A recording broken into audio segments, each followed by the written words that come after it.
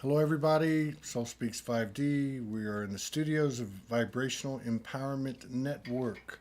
Please go to vibrationalempowerment.net. Subscribe, enroll, support the brothers and the sisters that are over there putting out the good work. More about that a little bit more every day. And I just want to say also, excuse me, I'm at the end of my energetic rope. But I wanted to say, and I haven't said it today, but thank you for your continued love and support and contributions. It allows us to keep doing this by the seat of our pants every single day. That's not a complaint because that seems to be how the 5D works.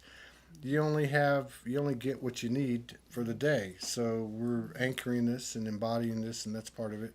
No complaints. Last thing is, we're getting heavily suppressed, which is, we haven't been as suppressed in a long time. So if you could just share it one time to your page or to a group, that'd be cool. And thank you. Now, I'm on my last leg over here. This is the 5th show and final show. So anyone that was thinking about coming by, please don't. I'm done. Stick a fork in my ass and it's over. So I walk outside, and I already knew Anaya. Anaya and I connected. We connected on Patreon, and then I met this incredible beloved sister, Alyra. Thank you for saving my ass. Then I met Alyra at the conference I spoke at yesterday, and where I saw Anaya too. And just because I saw so many people, I just knew I'd seen her energy, and I knew I made the connection. So I walked out of the last show, and I was looking for the next guest, and I knew Anaya was here. And so these two fairy-like galactic beings, they're. I'm trying not. If I get tired, I start cussing a lot. But they're a lot of fun. They're crazy cool, and I think we need more of this because, you know what? I'm very tired. I can't apologize for my remarks, but there's many in this community that need to lighten the fuck up. I mean, we are doing the good work. Give yourself some credit. Put your feet on the chair. Have a cigar, whatever creams your and just relax a little bit. And excuse my French, and I'm sorry, don't get offended, but it has been a pretty good run. So anyway, I can't think of a better way to end this than to spend half an hour talking to these two crazy people. So I don't know where we're going to start with this. We've been already covering a bunch of material that we probably can't even talk about. Oh, and you haven't even heard anything yet. Okay, so we'll let you start. Wait, so you're from Ashland, Oregon. Ashland, Oregon. And you're a practitioner. I am. And you're from San Diego. I'm from San Diego. Are you a practitioner too? I'm an intuitive and a facilitator. I have the Missing Handbook for Being Human is an intuitive class I teach. It's a mystery school. The Missing Handbook for Being Human. I like that. That's pretty good. And now, what about you? Where do people find you? What are your specialties, or what do you like to do? Well, my specialty has been hiding. Is it really? I went into like a year and a half of, I just needed to take the downloads and see where I was going with it. Come this way. Okay. Oh. No. I think that's part of the natural progression of what we call awakening. I've been helping a lot of friends and family in this awakening process. I can be light and I can be fun because I've done the work in the other parts of life that weren't so much like that. Yeah, I know that you come through to a place of you don't have to stay in that suffering. No. There's always going to be pain. We live in physical bodies at this point. They can hurt, but you don't have to suffer with it. And that's something that I think is a... Does laughter play a role in that? Oh my God. Doesn't it? Yeah. And, childlike. Yeah, absolutely. I'm Peter Pan, so you don't have to tell me. Yeah.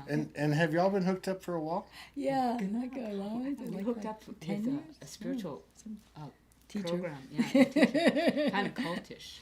Oh, was it? Yeah. Oh, that's a story. I mean, I'm sorry to say that. Because, was it that dude? What's that dude's name? What's the Osho? Oh, no. No, It's a smaller group. But what it did, it Were you part of the cult? I was. Were you? We were, but Well, we didn't we bought the realize Kool-Aid, that's all. we Huh? didn't No, realize it's until the interesting. very end on the way out that it was that. So Yeah. And what? it all exploded at the end. What? Well, of course. Of No, course, the like, thank God. The universal energy is not going to support Right. bullshit. But like there that. was deep Yes, work we and did good good. and amazing Yeah, of people. course. In it. Yeah, of course. Amazing. Yeah. Well, I think that's another thing that's it's helpful to remember. I get notes from people, and they'll be like, "You're going to explode. Soulogy is going to be like huge. Just maintain your humility." And you know, and I don't. I'm not making fun of that, because I've actually been told that since I reawoke 9 years ago, when they would tell me about Soulogy. They would say, "It's not about you. It's not about you," you know. But I do pay attention. I do pay attention to every single thing that comes in. But what I was going to say is, I think that's an important thing for us to remember, because we do build these, these energetic forces, which would be at a group or an individual's own expansion. And, you know, on one hand, we can't really rest on our laurels. Right. And on the other hand, we've got to keep growing. So it's good to be reminded of these things.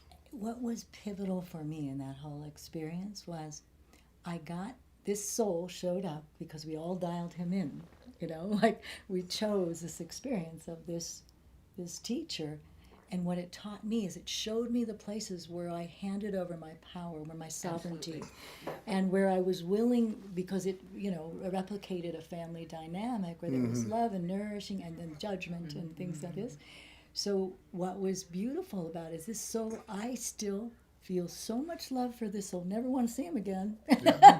But I am so grateful, and I understand why that is, and I feel more sovereign than I ever have been in my life, and that was that there's nothing outside of us that is meant to grab our steering wheel or like dictate our reality for us. We have to keep coming back home and do the clearing, so that you can get clear answers, clear messages, and the same. And that's the dilemma as an intuitive. I'm making a shift to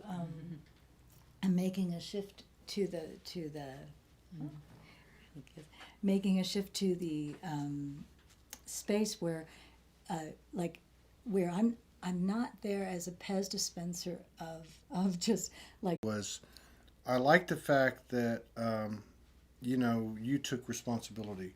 Not only did you take responsibility for the occurrence, but you also see it for what it is, which is what I've been saying for a long time, but getting more heated about more recently, which I'm going to take this to you now, is that we've got enough information now. We know who we are, we know what we are, we know why we're here. At least we know enough about it. We know we're eternal souls. We don't have to be scared. They can't kill us. You know, like if they physically kill us, we just come back and kick their ass, or whatever the case is. We've all been through this. There's enough information that I think it's time that we shift or get out the pot. What do you think? I totally agree. I used to live in a community, communal living, with the emissaries of divine light, back in the day. Man, you're from way back. Way backer. Yeah. Yeah, I'm 67. Wow, you look great. And I started in probably 70s somewhere.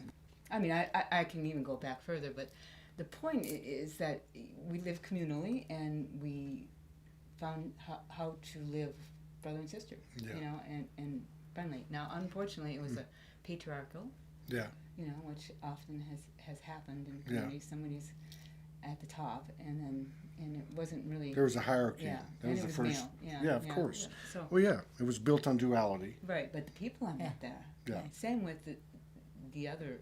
But isn't that like a perfect microcosm? It is. Of society? So you have this hierarchical Wizard of Oz behind the curtain thing going on.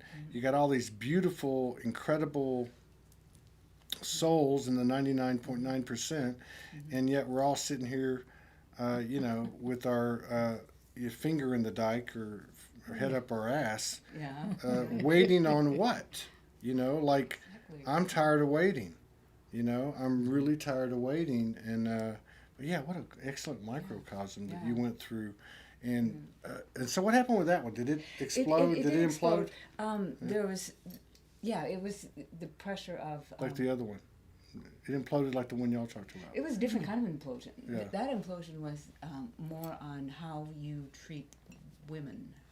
Yeah, let's talk about this. You want to hear that? Yeah, Let's talk about this. No, and it's so difficult because when we talk about divine feminine and divine masculine, you think men and women and, you know, same or opposite sex relationship. It's not like that. We're talking about a frequency. And we're talking about a frequency that obviously is internal, that we're now having the opportunity to externalize, like Morgan and I, let's just say. But we have friends that are same-sex couple, same thing. Right. You have non-romantic relationships, bonds between two people, same thing. But if you look at the physical representation of the energetic field, you have a patriarchal system that's being challenged and deconstructed, Yes. which means you now have the rise of this feminine energy, which affects us all. And I think that there has to be a certain physical 3D actions taken to embody this stuff. And it's not me opening the door for you or, whatever, Southern manners I picked up. It has more to do with respect, reverence, honor, love. And actually, I think we're at the point now, let me get your thoughts on this, where that feminine energy is taking the lead. Yeah, well, even at the conference, there weren't speakers that were female. Anaya pointed this out this morning, and I went, "Oh my God!" And that's why, Okay. and that's on me. I've been in hiding, so. That's a great point. Sisters, That's a step great up. point. It's Okay, so you know the guy that gave the conference who's deep in my heart, so Tolik. lovely. He's a wonderful man, So Tolik, lovely. and that's a great observation, and we're talking about this in respect. yes. So, 2 years ago, I came here for the first time, and he was doing a conference. A lot of the same people, same energy, and I noticed it right away. Right? Oh, you did? Yes, I noticed it right away. I thought, wow, this is Sedona, and it's very patriarchal. But then I realized this was kind of the old guard, which doesn't mean it's not a bad thing No, because everything has to new to me. change. But if you noticed, when I went in yesterday and did my little speech, that I went the other direction. You know what I mean? Like I wanted the opportunity to inject that type of energy into that field. And a lot of people came up to me and were very thankful for it. You killed it. Like at the end, I was so impressed. I had not met you in person before, and so it was you when you got up at the end, and you said you were sort of like you said the most outrageous thing. You said, "I know some people aren't going to like me for this, but I don't believe in this whatever." It's like EMFs, like GMOs, all these things, all these things. And basically, the message was, if you're operating from the higher dimensions, you don't. That's where the power is, and how you can change things. You're not moving things down there on this little chessboard that was governed by those patriarchal, corrupt systems that are need to be a thing of the past. Which are what got us here, and we have to love and honor and revere those things as well. So that would be my question relative to the conference. When she made that statement this morning about noticing there were no female speakers, yet there was a plethora of people. I had never seen a conference where more of these speakers, that almost everyone without exception, there was one person that might be the exception, that everyone there were men with their hearts wide open, emotionally available, feelable men who really cared. Their caring was palpable. Yeah. And they wanted to make a difference. And when they spoke about it needing to come back to a matriarchal system, came in, but yet so is that, my question, that would be, is that the stair step, that the men start to inhabit their yin receptive self, and then that's the stair step that does open the door for the sisters, or do the sisters need to I think it's both. get up? Yeah. I think it's and both. particularly, I would love to have been with indigenous women. The wisdom keepers of the indigenous tribes, and maybe there's a reason they keep them sacred or away from this kind of speaking. But my heart just is there. Well, it's strange because I think that really what you saw in that conference and the one I saw 2 years ago was actually a precursor. That energy was a precursor to the lightworker groups and community that's kind of exploded 2012 and since 2012. And what I mean by that is they were carrying the vibration of a galactic connection, of natural living, and so on. But that circuit was primarily masculine speakers. And so then you go into, now, I wasn't there, but I will bet you that a great deal of the influence behind it was feminine. Now, if I remember, I didn't get to be there for too long. I was there for probably for a collective 7 or 8 hours. But I remember the Apache that came on 2 speakers before me, Gordon. So he talked about several times how the women were stronger. And he talked about, and there's a lot of Native American speakers that I've listened to and publications I've read where the grandmothers make the final decision. You know, it doesn't matter who the war chief is, it doesn't matter who the medicine chief is, the grandmothers make the final decision. So I'm going to connect this back. So I think it's both. I think that, you know, look, I'm in what I would consider a frontline energetic relationship. I'm in a relationship where I know as the individual couple goes, so goes the collective, or as the individual goes, so goes the collective. I'm married to a cosmic galactic weather vane who gets information in far before everybody else. Right. So here I am walking next to her, and I can tell you, for instance, as an example, now these are literal occurrences, but they have an energetic, it's more energetic than it's not. And that is like in the last 2 to 3 weeks. I've watched my feminine body come out of my body, her masculine body come out of hers, and watched the higher selves make love. But I'm the feminine, and I'm feeling everything. You know, that's an energetic signpost. That's saying, hey, this information or this frequency is being embedded, anchored into the earth. In my relationship with her, I can tell you over the last. Well, really over the last 5 years, in many ways, I've surrendered, but it's been much more prevalent, much more pronounced, much more deeply felt, where I've reached points of, I have actually, like this about 2 weeks ago, I fully understand, feel in every cell of my body, everything the energy of she went through. Every rape, every oppression, every witch being burned, I felt it all. And then I went, okay, in this interlude, you know, I went, look, I'm absolutely, totally vulnerable to you. Not only am I totally vulnerable to you, I want you to do whatever you need to do to bring yourself into alignment. If you're still angry, hit me. If you, whatever you think you need to do. Now I'm paraphrasing this and this wasn't spoken, but this is what I was feeling. So if I'm feeling that energy's got to be at least at a minimum available, and there's other men picking up on it. And based on what you're talking about, you saw the hearts open with these speakers. Oh, yes, absolutely. Yeah. And it would, I had a great, I was very moved by what you just shared, because it's such a powerful thing, and it's not only what we need here, but like what many of us desire deep in our souls. Because Todd, I think because you're doing this and you're putting your money where your mouth is, you're showing up in it. It makes total sense to me that you would find that partner and that you would have that experience, because you're out on the edge, risking, like putting your voice out there in support of these things, and that you're shouting it to the heavens, and it makes total sense that you would be a being that would bring that in. And you pull that in for more than you and Morgan. No, I know. I know. I mean, it's just so for all men and all women who. It's true, and it's happening, and it's interesting because I talk to a lot of men who are in. Who are in unions, and I'm thinking of one now. It's a same-sex couple.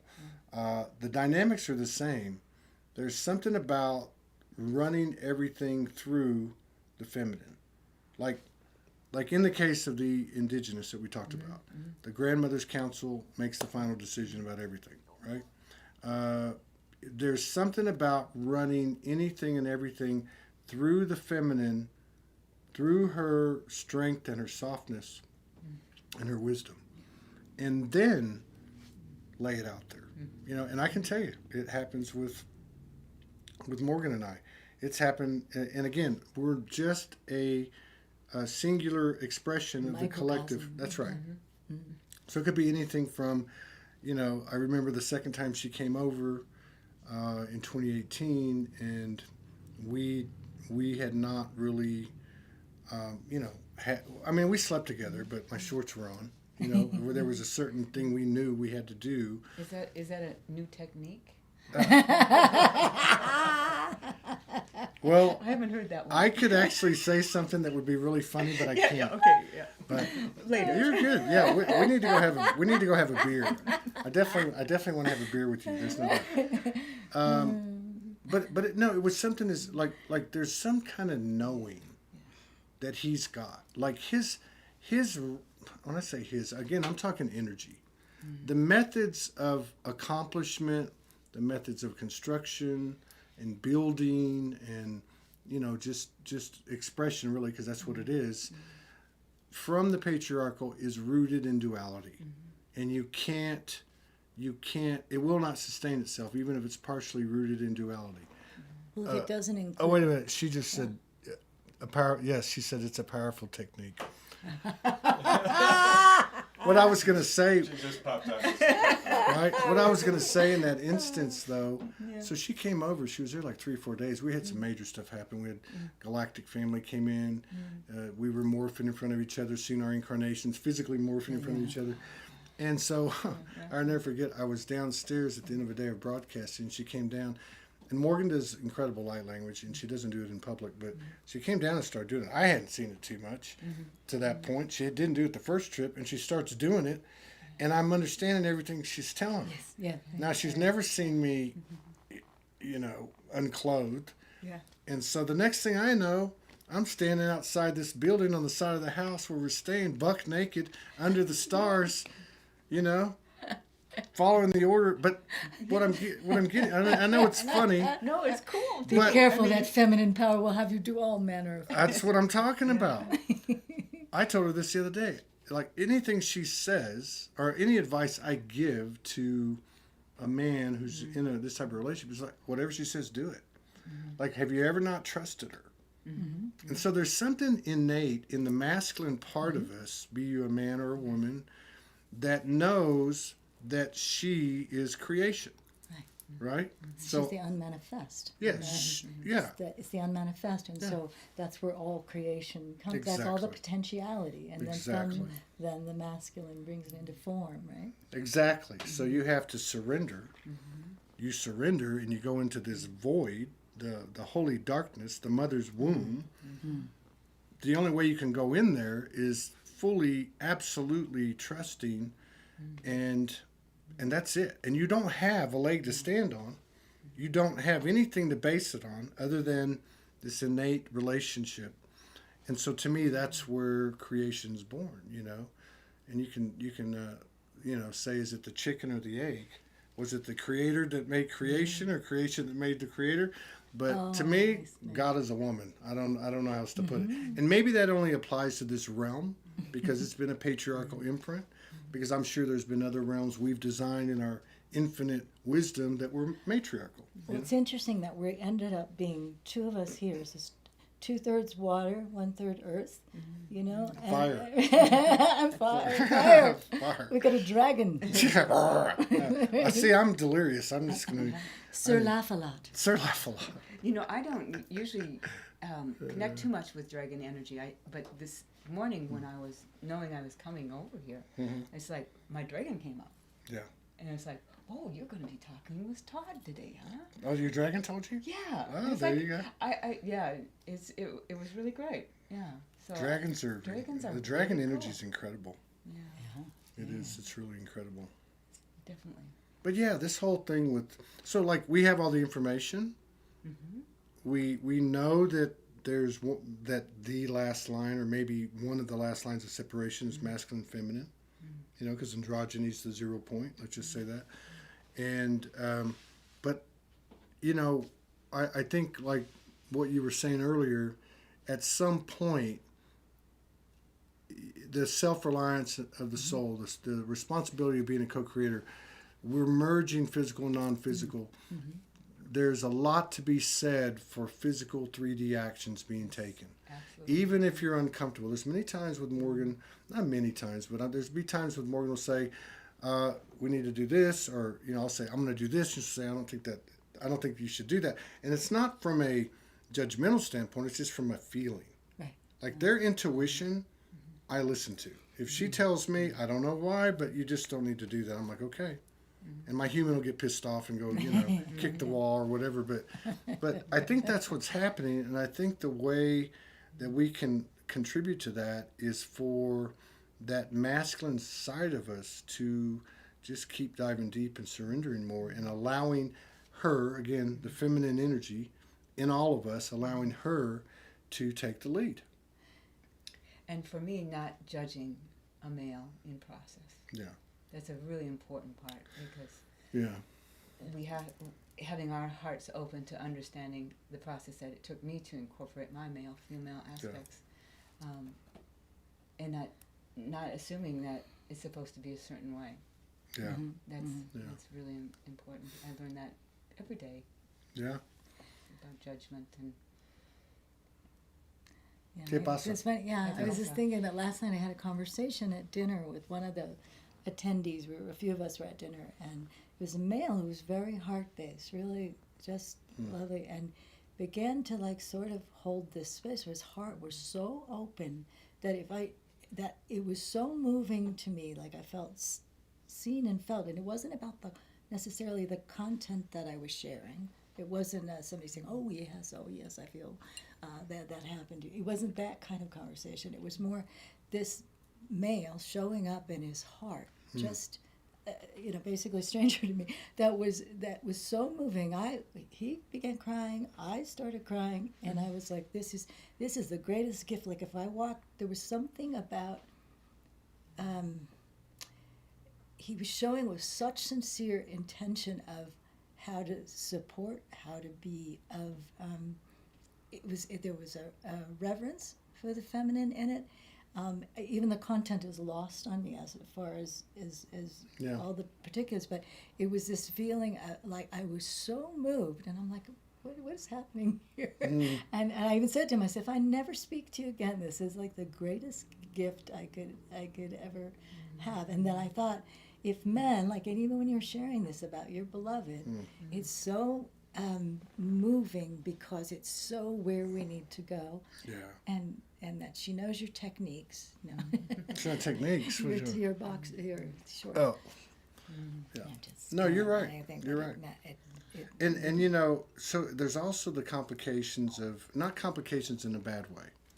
We have to respect everybody's individuality. So you have not just sisterhood and brotherhood, you have transgenderhood.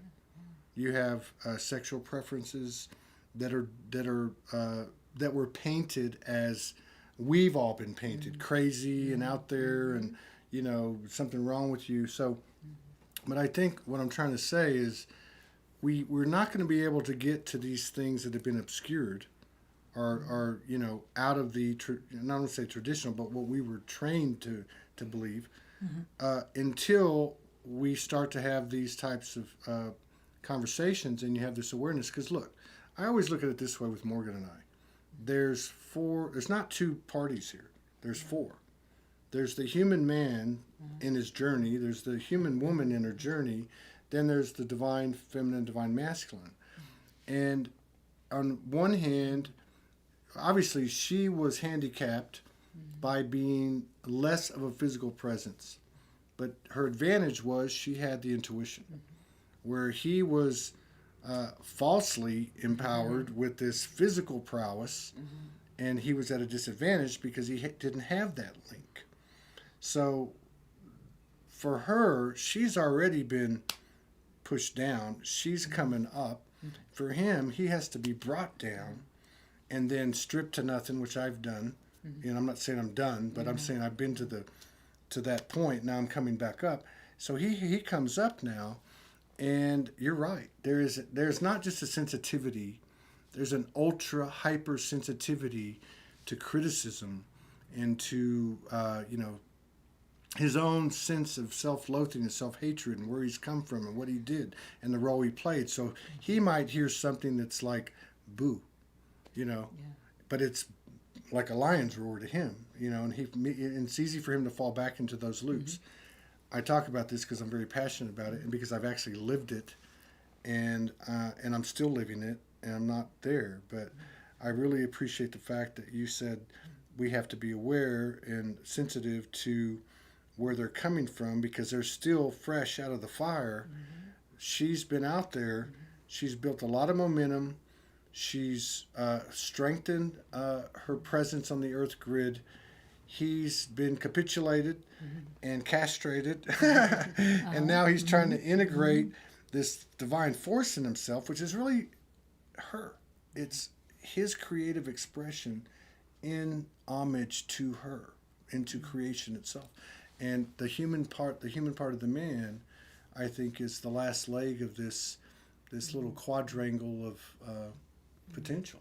When I worked in the inner city as a teacher, and I had these young men who were having trouble with the girls, and the girls were having trouble with the men. They're 14, and I asked, and so we had groups, and there was this one group where there were men helping me with these boys, and I said, "What is it that they do that makes you so mad?"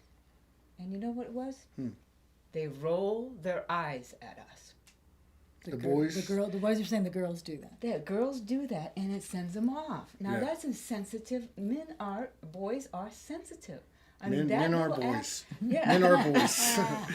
That little act drove them crazy. Well, and that feeds into the old stereotype of women are crazy and men are stupid.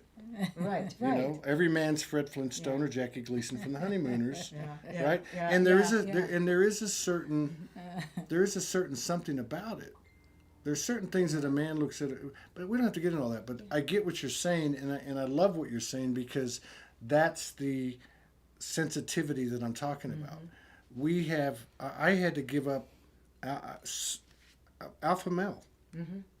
Achievement. I remember a year and a half ago, I was hell or high water launching this network, and I mean, I borrowed money. I mean, I was ready. I had everything in line, and the feminine. And when I say the feminine, it wasn't just my manifested or incarnated mirror. It was the feminine within myself. Now, granted, my masculine probably would have dominated the feminine within myself and said, F it, we're doing this. I don't care what you say. But the fact that she said no, and the fact that she said, and when I say she, again, she's a physical representation. She was the conduit. And the fact that she said, it's a feeling. It's just not time. There was no masculine, straight lines. You got to lay it out rationally and help me understand. Some kind of linear. It wasn't like that. It wasn't linear. It was just I just got this feeling, and I have to surrender to that because they don't call it men's intuition, right? It's women's intuition. That's a good one. This seems to all tie in. I mentioned the sovereignty thing in the beginning, and it seems to be that when we begin to understand that we're co-creators, like you mentioned. Do you have something there? No, I'm going to plug this in. Yeah, Keep going. I'm listening. The co-creators, that we're co-creators, and we're no longer sort of these powerless little children of some nameless, faceless divinity that sits and judges what we do with our genitalia somewhere in the universe. That when we start to rise up to understand that we're co-creating, creating our reality, and that means it also ties into I'm not, as a woman, I'm not waiting for a man to come in and save me. Right. I'm here, I'm the one I'm waiting for is me, that old phrase goes. and it's there's something in that then frees me up to be in my heart, to be vulnerably receiving, which is it's something I struggle with. Like I can give love, I can give as many people who are light workers and things, giving. We can all do that. We're all wounded healers. healers. Wounded healers. Well, We're I found that even, this is a whole different subject at maybe another time, but even with the orgasmic experiences of myself, I had to re-up that. She did some interesting in how... We can talk about this. Can we? It's really finish your interesting thought, what she though. did. No, Finish just the sound. Finish your thought. And I think Well, I don't know where to go with it, but I did have to have a new relationship with it. With your orgasm. With my orgasm and what attracted me, what I fantasized on, Yeah. why I was fantasizing on that, who I wanted to enjoy this with vibrationally. Right. I mean, it was a whole thing into the womb. And this was all through you without a partner. Without a partner. Yeah. But then she connected with remember your whole group? Oh yeah. I mean, we can have sky sex. I mean, there's I know. so many things that are believe so me. great. Look, you're speaking to the choir here. I'm telling you. I didn't see Morgan in the flesh for 17 months, and we didn't even have. We didn't consummate the marriage till a week after we got married, which would have been 3 years after we met. Yeah. And so it's never. That was a huge advantage because she had downloaded Harioscama, Soul Merging, Divine Union Frequency, so she knew. So she took me to the ethers from the moment we met. Yeah. So all of that stuff happened. Then we got into physical, and then I remember I told you about the falsely empowered man. That part of me came out. Yeah. So like I'm running around like a teenage boy, who just got a hormone shot. And she's like, don't bring that over to me. That's not going to happen. And I'm like, well, what the hell am I supposed to do? Because this is all I need to know to do. Yeah. And then she said, well, I know what not to do. And I'm like, okay. So it was it was such a trip as a man that it's made me very passionate because really it's the core physical representation of the man's energetic transformation. There's nothing more core than the sexual energy.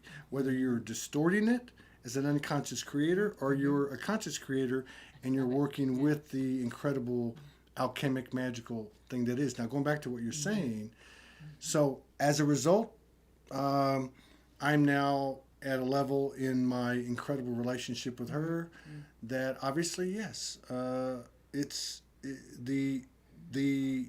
it's not even, there is the word orgasmic, the energy of the word orgasmic doesn't even come close. I've had 200 female orgasms with my right leg shaking with just holding hands like this. I've had all kinds of things happen. I want to know your wife. I want to meet this woman. You should meet her. She's awesome. She's awesome. turned into a dragon. I woke up one day with a dragon claw scratch on my arm. She said, "What? Who you been with? What's going on?" I said, "That's not from me. That's from you." She said, "Doesn't look human." I said, "You weren't human last night." I watched the hand go on my chest, and I looked down. I saw the claw, and I went, "Holy shit!" My God. I've seen her turn into like Khaleesi.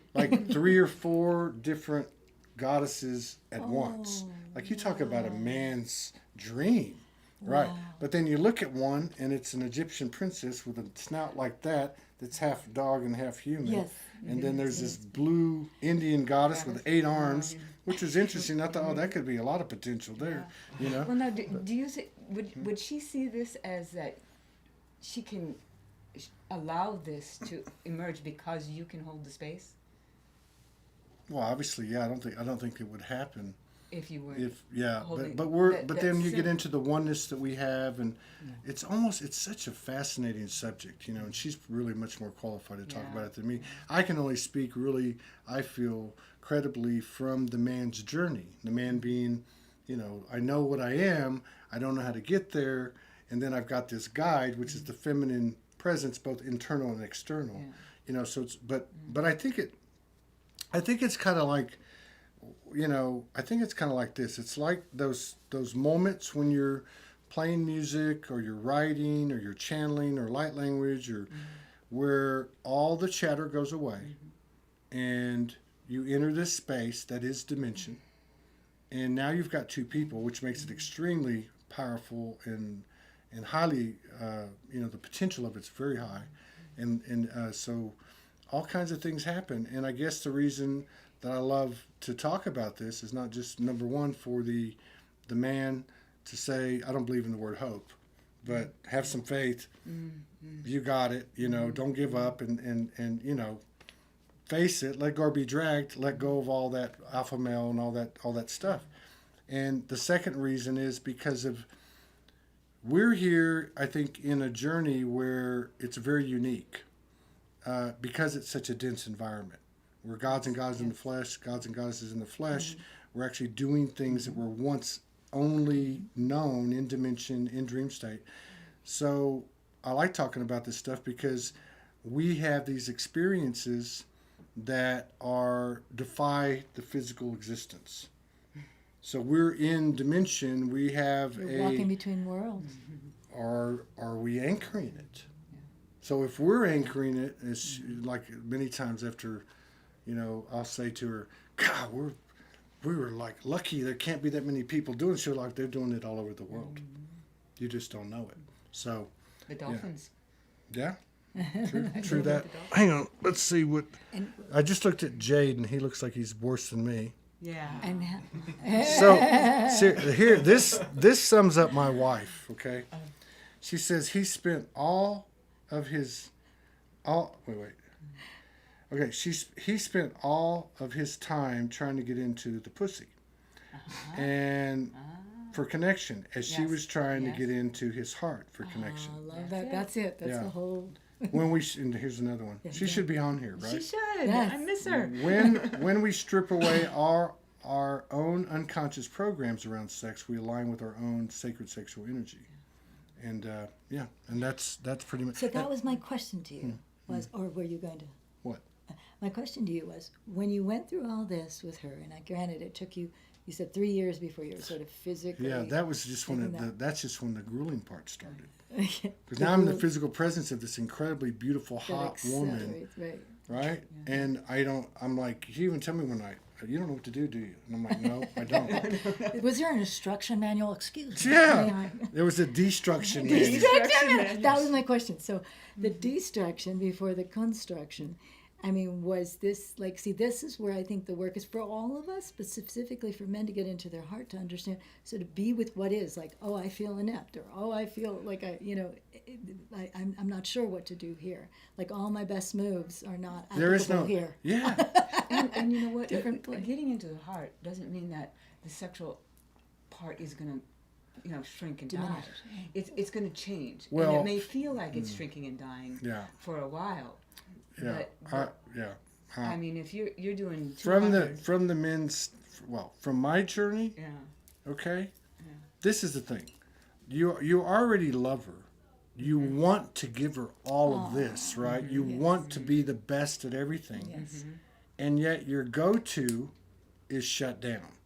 And not only is it shut down from this strong feminine presence, but the universe is saying, you go into the bathroom, so you're like, true. you go in the bathroom, you're like, oh my God, I've got to do something with this. I can't take this anymore. And it's out of order. Not working. It's out of order. It's out of order. You're like, okay, and the universe is going, ha ha ha. Right, exactly. And then you walk outside, and but what I'm getting at, so the journey for me, this magic wand it's isn't working. the heart thing was always there. In fact, it expands no matter what happens every single day. I absolutely worship, adore. I had a huge download last night, and we'll end with that. But there's a literal part of this transition that when you made that statement, to be sensitive to their journey, and so it's one thing to know, like she knew the energy of she knew what was happening. She was connected up here. So whatever was going on down here, it's not that it wasn't difficult, it wasn't unjust and all that. She just knew that this day was going to come. Now in his case, he's over here having this false power. Part of it, the main part of it, is his penis. Okay, let's face it. We buy big trucks, big toys, big guitars, the whole 9 yards. And now he's having to give them up. So I literally went through this phase of we were cohabitating. Mm-hmm. 10 months, virtually nothing, no activity, you know. And it was kind of a thing for the couple, like a celibacy period for the couple. But I'm going through this period of, oh my God, where's my libido? What happened to my erection? Where's my manhood? Now, you become a eunuch and then tell me you're a man. So build on nothing to create what to get to what's real. Yeah, so and that's a very difficult thing, at least in my opinion. But again, it's I try to simplify everything, and it's like, you know, whatever she says, go. And I don't mean from a human level. I mean from that intuitive level, which is pretty much where she operates. But I would just say from an energetic standpoint, it only makes sense as everybody's been imprinted by the patriarchal conditioning that where would we be deficient, whether you're a man or a woman? Where would you be deficient? You'd be deficient in your feminine power. So, yeah.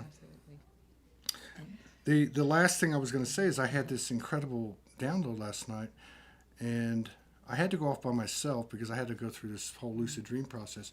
But one of the things I got was, and I'm going to try to remember it. I wanted to share it today.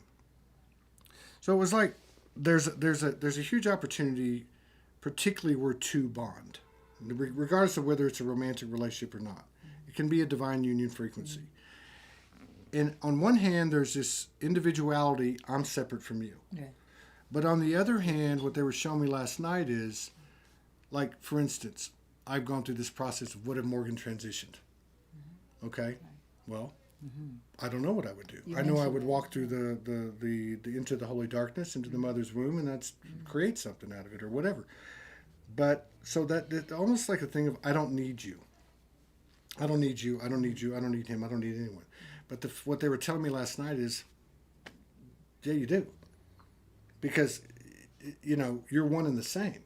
Like there's a part of us that has to surrender from this deepest level that's beyond the human comprehension. And you can't really use human words for it, but you're never going to be separate from them. So they were showing me that a really distinct, subtle line of separation is where we say, I'm different than you. I'm my own person. You know, and we are, and again, in the complexity of this whole thing with all of our different, you know, aspects participating.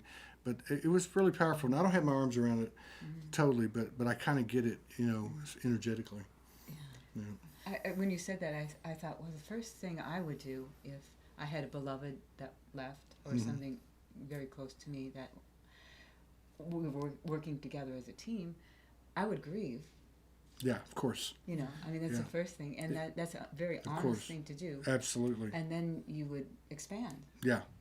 From that. Yeah. I mean, that's how it's happened in my life. I've actually thought about it. Yeah. What I heard when you were saying this is that because we are in the physical, which for now it's like, you know, we're transitioning into 5D, but there's still the monkey suits. That if the reason when you say what would I be when the spirit said to you, you're one and the same. Yes, we're all one at one level, but we're here in the duality, and you invited her in to accelerate you, to help you stick your landing where your soul wants to be, to get everything come online. And that's why she's this powerful mirror and activator. But that's how it goes. We're in a duality temporarily. That's until we work our way out of it, right? Yeah. It's very strange because it's like, even though you have this higher level of oneness, I'm sure plenty of people experience it. You also have the challenge becomes greater and greater to contain oneness, because of the power and the growth and the enhancement and expansion of the individual. So it's a powerful thing, you know. I'd highly recommend it. I'd highly recommend that every man stop thinking with their dick and everything will be okay. So it's been a pleasure. It's been a pleasure, ladies. Thank you so much for coming by and saving the day. Thank you. Jade, thank you. Big thanks to Jade and his patience and everything. And Thank you, Don. All right. Okay. Radical man, radical people. I'm going to get my ass in trouble when I get home.